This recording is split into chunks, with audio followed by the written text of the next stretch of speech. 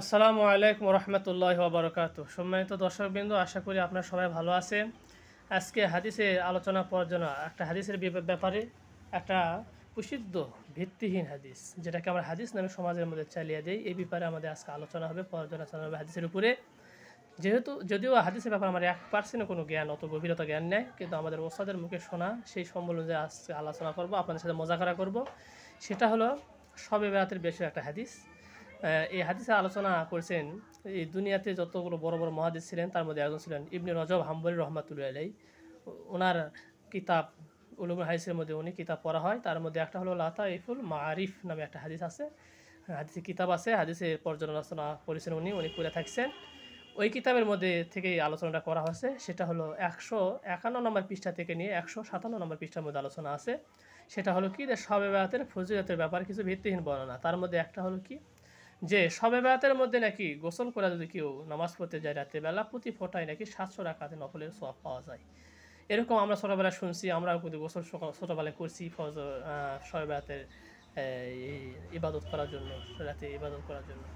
দেখেন ভাই, বিষয়টা হলো কি, আমরা শরীয়তের মধ্যে একদল আছি খুব বৃদ্ধি করার জন্য, উৎসাহিত করার জন্য উনি বেশি বাড়াবাড়ি করিয়া থাকি কিতাব বলা, হাদিস বলার ক্ষেত্রে। আবার একদল আমরা আছি কঠোরপন্থী, সবকে অস্বীকার করে থাকি।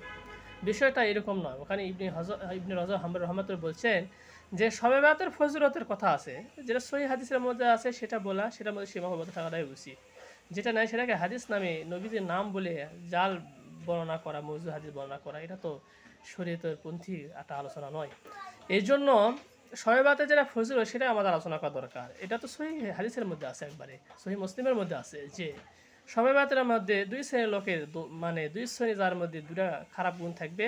এই দুই খারাপ গুণ থাকলে আল্লাহ তার দোয়া কবুল করে না, আল্লাহ তাকে মাফ করে দেয় না, বাদ বাকি সকলকে মাফ করে দেয়। যে দুই শ্রেণীর মধ্যে একটা হলো কি, যে আল্লাহ তারা তাকে শিরক করে, আর একজন হলো যে হিংসা করে, মানুষের সাথে হিংসা করে। হিংসু থাকে না সমাজের মধ্যে, কত হিংসু আছে, মানুষের সুনাম দেখতে পারে না, মানুষের বড় ভাগ দেখতে পারে না, ওই এত বড় হবে, এই হবে, সেই হবে, তাকে ছোটো করার জন্য পিছিয়ে লাগাই থাকে একদল লোক, এদেরকে বলা হয় হিংসুক।